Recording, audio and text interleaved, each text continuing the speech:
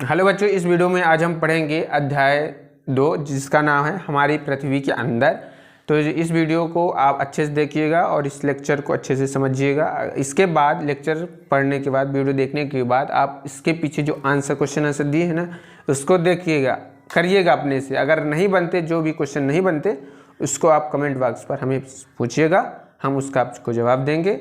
अब इस वीडियो को चलिए अध्याय 2 को शुरू करते हैं। हमारी पृथ्वी के अंदर क्या क्या हैं उसको जान लेते हैं। जिस पृथ्वी पर आप निवास करते हैं उस पृथ्वी के अंदर क्या क्या है, तो चलिए जानते हैं। हमारी पृथ्वी एक गतिशील ग्रह है, मतलब कि जो पृथ्वी है वो स्थिर नहीं रहती सूर्य की तरह, वो घूमती रहती है चारों ओर। इसके अंदर एवं बाहर निरंतर परिवर्तन होता रहता है। जब देखिए, जब कोई वस्तु यहाँ से वहाँ घूमेगी तो उसके अंदर एवं बाहर परिवर्तन होता रहेगा कि नहीं। क्या आपने कभी सोचा है कि पृथ्वी के अंदर भाग में क्या है और पृथ्वी किन पदार्थों से बनी है? अब देखो, आप पृथ्वी के अंदर तो रहते हैं, लेकिन क्या आपने कभी सोचा है कि पृथ्वी के अंदर क्या है और वो किन किन पदार्थों से मिलकर बनी है? क्या उसके अंदर मिट्टी मिट्टी है? क्या उसके अंदर गैसें गैस है? क्या उसके अंदर लावा लावा है? आखिर उसके अंदर है क्या, जो पृथ्वी इतना ठोस है और इतनी मृदु भी है? तो चलिए हम जानेंगे कि पृथ्वी के अंदर क्या क्या है। तो पृथ्वी का आंतरिक भाग, ये हुई हमारी पृथ्वी। पृथ्वी के अंतर्गत देखो, ये 3 भाग होते हैं। पहले ये समझ लो, पृथ्वी के अंतर्गत 3 भाग होते हैं। ठीक, ये पृथ्वी पूरी हुई। पृथ्वी के अंदर 3 भाग होते हैं। तो ये जो ऊपरा ये वाला भाग हुआ, तो इसे हम भूपर्पटी कहेंगे। ये वाले जो भाग को हम भूपर्पटी कहेंगे, जिसको हम क्रस्ट भी कहेंगे। और ये वाला जो भाग है, ये वाला भाग हम इसको क्या कहेंगे? प्रवार कहेंगे। क्या कहेंगे? प्रवार। इसको हम प्रवार कहेंगे या मेंटल भी कह सकते हैं। अगर आपको लिखना हो तो प्रवार या मेंटल कहेंगे। इसको हम क्रस्ट भी कहेंगे। इसको क्या कहेंगे? क्रस्ट। लेकिन ये वाला जो भाग होता है, इसको हम कहेंगे कोर। क्या कहेंगे? कोर या क्रोड, इसको कुछ भी लिख सकते हो। तो पहली बात, तो जो पृथ्वी हमारी है वो 3 परतों से मिलकर बनी होती है: भूपर्पटी, प्रवार और क्रोड। ठीक, तो पृथ्वी की सबसे ऊपरी परत भूपर्पटी कहलाती है। जो मध्य भाग होता है वो मेंटल या प्रवार कहलाता है। जो सबसे आंतरिक भाग होता है वो क्या कहलाता है? कोर या क्रोड। तो कुछ समझ में आया? पृथ्वी की पहले आंतरिक संरचना ऊपरी हो गई। जो पृथ्वी की सबसे ऊपरी परत क्या कहलाती है? देखो, ये जो सबकी पृथ्वी की ये हुई, ये सबसे ऊपरी परत क्या कहलाती है? भूपर्पटी, हमने बताया। और ये सबसे पृथ्वी की सबसे पतली परत होती है। सबसे पतली परत होती है। ठीक, सबसे पतली परत। और देखो, जहाँ हम निवास करते हैं ना, वहाँ से 35 किलोमीटर तक, अगर हम सागर की नहीं बात कर रहे हैं, अभी हम सागर की बात नहीं कर रहे हैं, अभी हम सिर्फ जहाँ स्थल मंडल की बात कर रहे हैं। तो स्थल मंडल में 0 से लेकर 35 किलोमीटर तक की ऊंचाई में, देखो आप जहाँ पास खड़े हैं वहाँ से केवल 35 किलोमीटर तक में क्या पाई जाती है? क्या पाई जाती है? भूपर्पटी पाई जाती है। ठीक है, 0 से 35 किलोमीटर के अंतर्गत क्या पाई जाती है? भूपर्पटी पाई जाती है। और फिर क्या लिखा है कि इसे हम सियाल भी कहेंगे। सिलिका और एल्युमिनियम होती है, इसीलिए हम सियाल कहेंगे। देखो, जो ये भूपर्पटी होती है, इस पर देखो, ये क्या होती है? सिलिका और एल्युमिनियम, ये जो होता है ये पाया जाता है। इस भूपर्पटी पर सबसे ऊपरी परत होती है पृथ्वी की। ठीक, 0 से 35 किलोमीटर के अंतर्गत होती है, याद रहेगा, 0 से 35 किलोमीटर के अंतर्गत होती है। और इसके हम सिलिका और एल्युमिनियम, इसको कहेंगे सिलिका, लिख देते हैं सिलिका और प्लस एल्युमिनियम।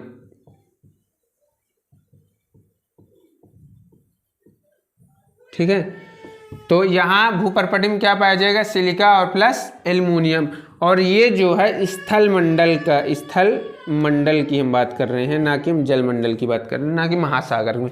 ये किसकी बात कर रहे हैं? हम स्थल मंडल की बात कर रहे हैं। फिर लिखा है पर्पटी के ठीक नीचे मेंटल होता है जो 29 किलोमीटर। देखो, अब देखो क्या हुआ कि 0 से 35 किलोमीटर तक के अंतर्गत क्या पाई जाती है? भूपर्पटी पाई जाती है। ठीक, फिर सिलिका एल्युमिनियम इसमें पाया जाता है। लेकिन देखो, उन 35 के बाद 0 से 35 किलोमीटर के इंगा पाया जाता है। भूपर्पटी एवं पतली, ये सबसे पतली परत होती है, इसमें सिलिका और एल्युमिनियम पाया जाता है। फिर क्या हुआ कि जो पृथ्वी की जो सेकंड परत होती है, जिसे हम मेंटल कहेंगे या प्रवार कहेंगे, वो 35 से लेकर 2900 किलोमीटर गहराई में पाई जाती है। कितने में?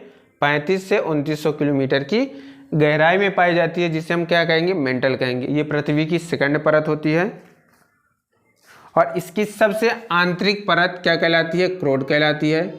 तो ये सबसे आंतरिक परत हो गई, जिसे हम क्रोड कहेंगे।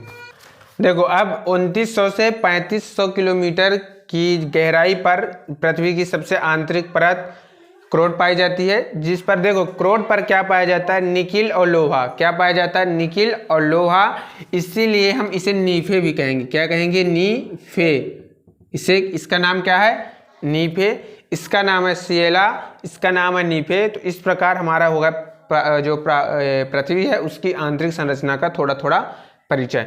0 से 35 किलोमीटर तक भूपर्वटी पृथ्वी की पहली परत या सबसे ऊपरी परत। फिर 35 से 2900 किलोमीटर तक की मेंटल है, जो पृथ्वी की सेकंड परत है। और जो 2900 किलोमीटर से 3500 किलोमीटर यानी पृथ्वी की सबसे आंतरिक परत, जिसे हम कहेंगे नीफे। क्या कहेंगे? क्या आप जानते हैं कि भारत यानी कि विश्व की सबसे गहरी खान दक्षिण अफ्रीका में स्थित है और तथा इसकी गहराई लगभग 4 किलोमीटर है। इसकी जो गहराई है कितनी है? लगभग 4 किलोमीटर। तो देखो विश्व की सबसे गहरी खान जो है वो कहाँ है? दक्षिण अफ्रीका में है। दक्षिण अफ्रीका में है। और कितने किलोमीटर गहरी है? तो इसकी जो गहराई है वो 4 किलोमीटर है। गहराई कितनी है? 4 किलोमीटर। अगर देखो आपको ये पृथ्वी है मान लो, और पृथ्वी के एकदम मेन पॉइंट पर जाना है, एकदम सेंटर पर जाना है, तो आपको पृथ्वी से नीचे से लेकर कम से कम 6000 किलोमीटर की खुदाई करनी पड़ेगी। कितने किलोमीटर की खुदाई करनी पड़ेगी? 6000 किलोमीटर की खुदाई करनी पड़ेगी, जो कि असंभव है। क्यों? क्योंकि पृथ्वी का तापमान, आंतरिक तापमान इतना ज़्यादा होता है कि वहाँ कुछ भी संभव नहीं है। वहाँ जो लोहा होता है, जो निकिल होता है, एकदम पानी की तरह बहते हैं, इसलिए वहाँ लावा आती है। तो ये याद रखना कि जो विश्व है उसकी विश्व की सबसे गहरी खान, विश्व की गहरी जो खान होती है वो दक्षिण अफ्रीका में है। इसकी जो गहराई है वो 4 किलोमीटर की है। अगर आपको पृथ्वी के सेंटर पर जाना है तो आपको 6000 किलोमीटर खोदना पड़ेगा, जो कि एक असंभव है। देखो शैल एवं खनिज, अब हम थोड़ा थोड़ा जानेंगे कि आखिर शैल क्या है और खनिज क्या है। तो पृथ्वी की परपटी अनेक प्रकार के शैलों से बनी होती है। जो ये हमारी परपटी है यानी कि पृथ्वी की जो ऊपरी परत है वो अनेक प्रकार के शैलों से बनी होती है। इतने शैलों से बनी होती है, वो विभिन्न प्रकार की शैलों से बनी होती हैं। ये शैल क्या होती है? देखो पृथ्वी की परपटी बनाने वाले खनिज पदार्थ के किसी भी प्राकृतिक पिंड को शैल कहते हैं। पृथ्वी की परपटी बनाने वाले खनिज पदार्थ के किसी भी प्राकृतिक पिंड को, देखो ये जो हमारी पृथ्वी है इसकी सबसे ऊपरी परत क्या कहलाती है? परपटी कहलाती है। और ये जो परपटी है वो कई शैलों से बनी होती है। किससे बनी होती है? शैलों से बनी होती है। ठीक है, कई शैलों से बनी होती है। तो अब देखो ये जो शैल होते हैं वो पृथ्वी की परपटी बनाते हैं कि नहीं बनाते? पृथ्वी की परपटी, क्योंकि जो पृथ्वी की परपटी होती है वो शैलों से बनी होती है, मतलब कि जो शैल होते हैं वो पृथ्वी की परपटी बनाते हैं। तो अगर शैल की परिभाषा आपको पता करनी हो कि शैल की आखिर परिभाषा क्या है, तो इसको कैसे पता करोगे? देखो जो पृथ्वी है, पृथ्वी की परपटी को बनाने वाले ये जो देखो शैलों से क्या बनती है? परपटी का निर्माण होता है। ठीक, शैलों से किसका निर्माण होता है? परपटी का। और जो परपटी होती है वो कई खनिज पदार्थ से बनी होती है। खनिज पदार्थ का हिस्सा होती है जो शैल होती। देखो पहली बात 3 याद रखना। देखो जो परपटी होती है वो शैलों से बनी होती है। ठीक, परपटी किससे बनी होती है? शैलों से बनी होती है। शैल किससे बने होते हैं? तो शैल खनिज पदार्थ से बने होते हैं। शैल देखो जब खनिज पदार्थ के जब छोटे छोटे टुकड़े हो जाते हैं तो उसे हम शैल कहते हैं।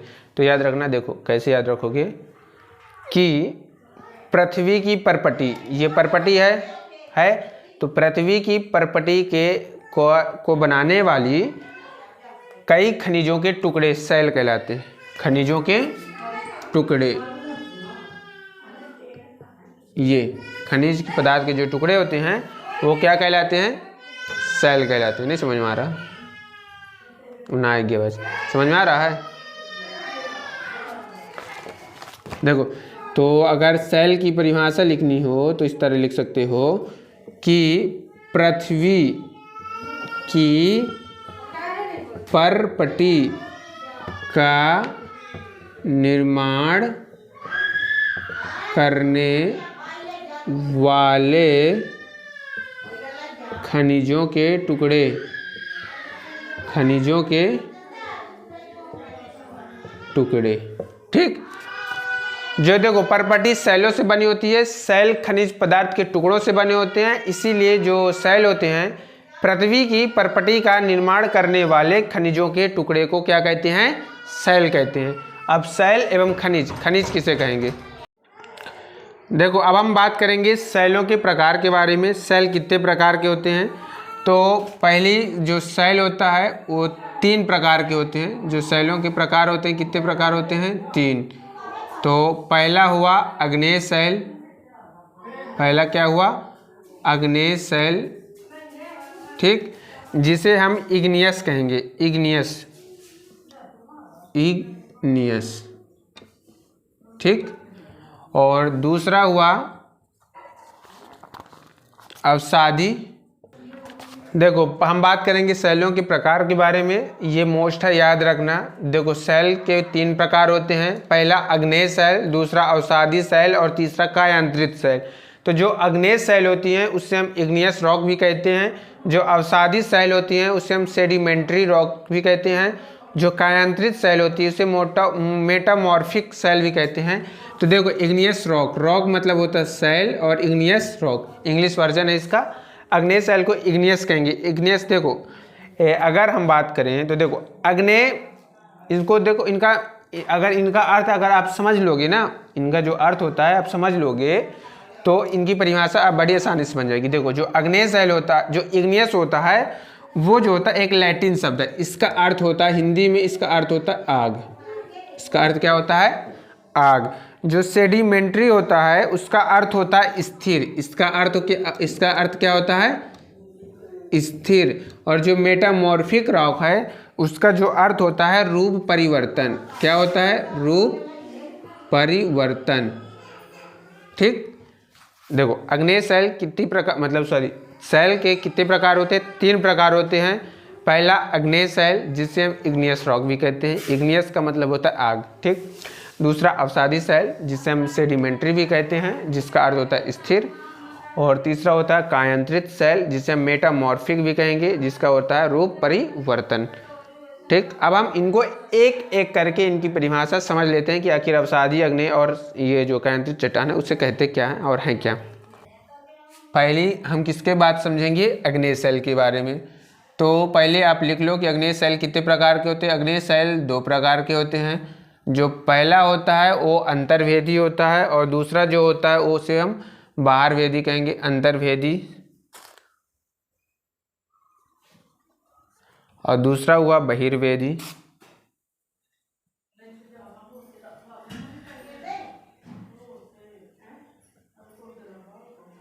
अंतर्भेदी सेल, दूसरा हुआ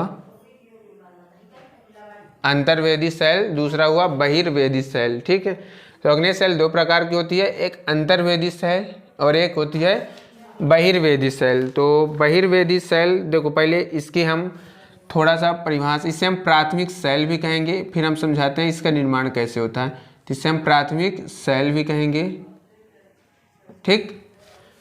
अभी आप इसको बस लिख लीजिए, फिर इसके बाद हम समझाएंगे कि इसका निर्माण कैसे होता है। अग्नेय सेल को प्राथमिक सेल भी कहते हैं। अग्नेय सेल 2 प्रकार की होती है, एक अंतर्भेदी सेल और एक बहिर्भेदी सेल। देखो, इन जो बहिर्भेदी होती है इसकी जो संरचना होती है ये बहुत महीन दाने की होते हैं। महीन दाने, एकदम छोटे छोटे दाने के होते हैं, ठीक है। जो बहिर्भेदी होते हैं ये एकदम महीन दाने के होते हैं, और ये एकदम जल्दी ठंडे हो जाते हैं। जल्दी ठंडे हो जाते हैं, याद रखना। और जो इसको हम सब याद करवा देंगे अभी। और जो ये अंतर्वेदी जो सेल होती हैं वो बड़े दाने के होते हैं, बड़े दाने के होते हैं, और ये जल्दी ठंडे नहीं होते, ये धीरे धीरे ठंडे होते हैं, धीरे धीरे ठंडे। ठीक, अबे नहीं को देखो अग्नेय सेल 1 घंटा लागी अबे 1 घंटा। ठीक है, अग्नेय सेल देखो प्राथमिक सेल, अंतर्वेदी सेल और बहिर्वेदी सेल। ठीक, तो अंतर्वेदी सेल बड़े दाने के होते हैं और ये धीरे धीरे ठंडे होते हैं। जो बहिर्वेदी सेल होते हैं ये महीन दाने के होते हैं और ये जल्दी ठंडे हो जाते हैं जल्दी ठंडे। अब इनका उदाहरण अगर करना है तो उदाहरण क्या हुआ, तो जैसे बेसाल्ट, ये उदाहरण आएगा पेपर में, और इसका हुआ जैसे बेसाल्ट यानी दक्कन का पठार। ये पूछेगा कि जो बेसाल्ट सेल होती हैं वो किसका उदाहरण है, तो वो अग्नेय सेल का उदाहरण है, बहिर्वेदी के अंतर्गत आता है। ठीक है, और जो ग्रेनाइट सेल होती है वो किसके अंतर्गत आता है, अंतर्वेदी सेल के अंतर्गत आता है। तो अब हम इसको थोड़ा समझ लेते हैं कि अग्नेय सेल का निर्माण कैसे होता है। देखो जो ये हमारी पृथ्वी है ना, अब पृथ्वी क्या हो गई, अब पृथ्वी के अंदर से जब ये लावा निकलता है बाहर इस तरह, ठीक, बाहर लावा निकलेगा कि ना निकलेगा, तो ये जो बाहर लावा निकलता है तो लावा किसे कहेंगे, तो काहे ऐसी हल्ला करते हैं।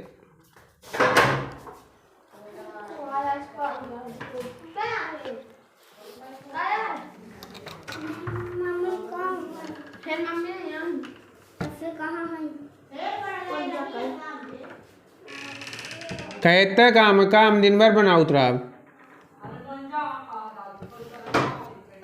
मम्मी से लगवा ले ना, बैठ तो ही मम्मी।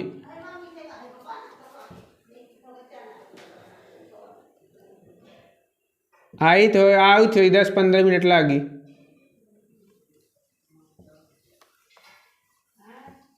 रोशनी बुआ जाती हुआ कहाँ है? अरे भाई अरे देखो, जब ये पृथ्वी है, ठीक, पृथ्वी के अंदर से जब ये लावा बाहर निकलेगा, तो जैसे लावा बाहर निकलेगा तो एकदारिन की जैसे लावा बाहर निकला, ठीक, तो एकदारिन की जैसे बाहर लावा निकला तो एकदारिन जैसे एकदम ठोस हो गया, एकदम ठोस हो गया, अचानक से ठंडा हुआ और एकदम ठोस हो गया। ठीक है, जब एकदारिन की लावा किसे कहते हैं, तो लावा एक तरल लाल द्रवित मैग्मा होता है, तरल लाल द्रवित मैग्मा होता है। लाल द्रवित होता है ना, एकदम द्रवित यानी कि पानी के आकार का होता है, एकदम गाढ़ा होता है। तो जैसे ही ये बाहर निकलेगा, तो जब ये बाहर निकलेगा तो एक अचानक ठंडा हो जाएगा, और ठंडा होकर क्या हो जाएगा, ठोस हो जाएगा। तो जब ठोस हो जाएगा तो इसे हम अवसादी सेल कहेंगे। क्या कहेंगे, अग्नेय सेल कहेंगे, अग्नेय। ठीक, अग्नेय मतलब आगी से बना। तो जो लाल द्रवित मैग्मा होता है वो आगी से बना होता है कि नहीं बना होता। जब आगी से बना होता है तो यानी कि जैसे एकदारिन के बाहर निकलेगा तो ठंडा हो जाएगा। जब ये ठंडा हो जाएगा तो इसे हम अग्नेय सेल कहेंगे।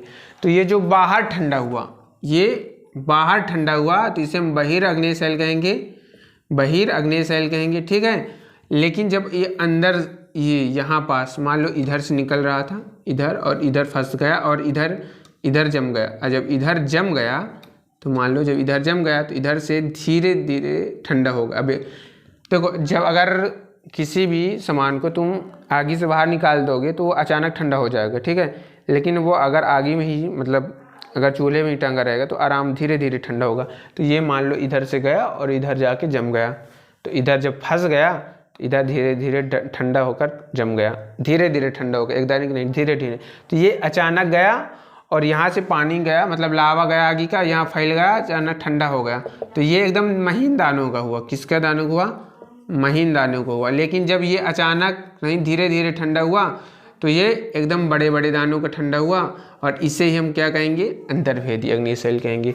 तो जो अभी हमने उदाहरण और जो सब लिखा है वही लिखा है कि जब ये बाहर निकल के अचानक ठंडा होता है उससे अग्नेय सेल कहेंगे। इसमें जो बाहर ठंडा होगा उसे हम बहिर्अग्नेय सेल कहेंगे, जो अंदर ही ठंडा हो जाएगा उसे हम अग्नेय सेल कहेंगे, वो आंतरिक अग्नेय सेल कहेंगे। तो ये हुआ अग्नेय सेल। ठीक, किसकी बात करेंगे, अवसादी सेल की बात करेंगे।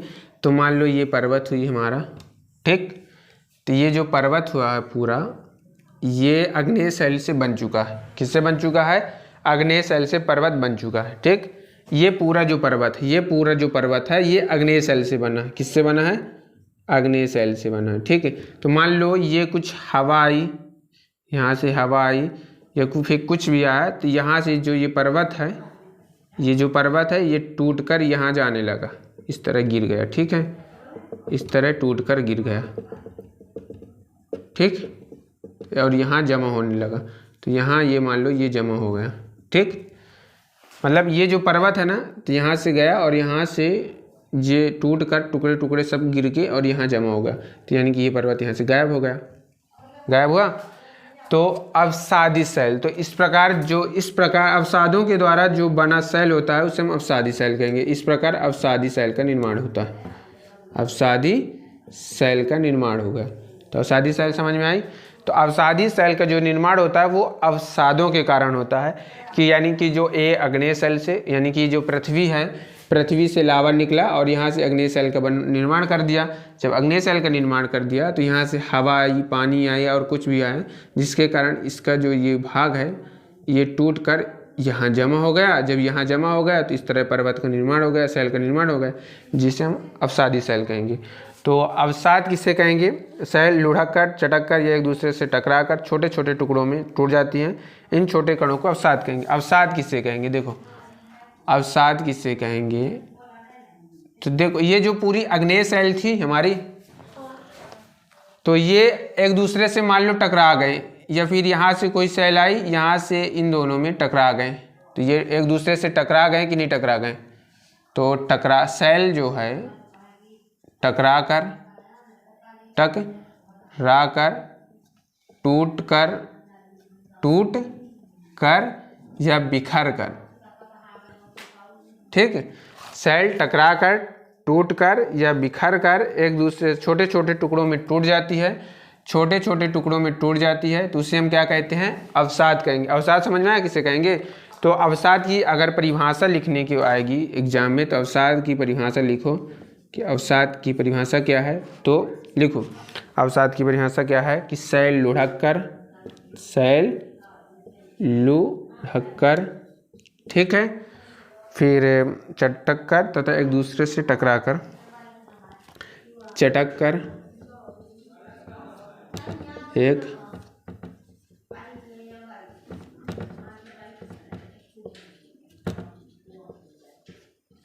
ठीक है, छोटे छोटे टुकड़ों में टूट जाती है, छोटे छोटे टुकड़ों में टूट जाती है। समझ आया कुछ? तो उसे हम अवसाद कहेंगे। और जब ये अवसाद इकट्ठा जमा हो जाएंगे, मतलब इस तरह, तो उसे हम क्या कहेंगे? अवसादी शैल कहेंगे। तो आग्नेय शैल और अवसादी शैल समझ में आए किसे कहते हैं। और देखो, इनके जो कारक होंगे, अगर मान लो इधर कैसे आए, तो इधर देखो, जब इधर छोटे छोटे टुकड़ों में टूट गए, तो मान लो यहाँ से हवा चली, तो यानी कि ये हवा के द्वारा भी आ सकते हैं, जल के द्वारा भी आ सकते हैं कि नहीं आ सकते? हवा के द्वारा, जल के द्वारा, ये किसी भी वायु के द्वारा भी आ सकते हैं। वही है, हवा जल वायु के द्वारा जब एक स्थान से यहाँ से उठकर यहाँ आ गए, तो जब इनका निर्माण हुआ, तो इसे हम अवसादी शैल कहेंगे। देखो, जो अवसाद है ना, जो अवसादी शैल होते हैं, इस पर जीवाश्म पाए जाते हैं। याद रखना, इस पर जीवाश्म पाए जाते हैं। ठीक है, जीवाश्म पाए जाते हैं। लेकिन जो आग्नेय शैल होती है, आग्नेय शैल होती है, इस पर जीवाश्म नहीं पाए जाते, इस पर जीवाश्म नहीं पाए जाते। क्यों नहीं पाए जाते? देखो, जो आगे से निकलेगा क्या उसमें जीव जंतु बचेंगे? सब जल भुनकर अलग हो जाएंगे। लेकिन जो अवसादी शैल होंगी, मान लो अगर ये पहाड़ है, तो इस पर कुछ पत्तियां, जब ये कटा होगा तो इस पर कुछ पत्तियां तो रही होंगी ना, और कुछ जीव जंतु निवास करते रहे होंगे, तो उनके हड्डी उड्डी कुछ रही होंगी ना। तो जब ये हवा से या वायु के द्वारा उड़कर जब यहाँ एक स्थान पर एकत्रित होंगी, तो यहाँ जो छोटे छोटे जानवर या फिर पशु पक्षियाँ या पत्तियाँ जो उनके मृत शरीर हुए होंगे, तो यहाँ फंस गए होंगे, तो उससे हम यहाँ जीवाश्म पाए जाते हैं और यहाँ जीवाश्म नहीं पाए जाते। अब ये पूछ सकते हो कि जीवाश्म किसे कहते हैं? आखिर ये जो जीवाश्म होता है वो क्या है? ठीक है, जीवाश्म क्या है, इससे तो पूछ सकते हो ना।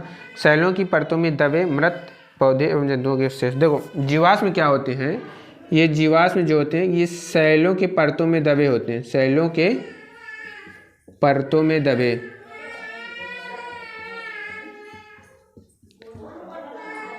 पौधे और जो मृत जीव हैं उनके अवशेष। ठीक है।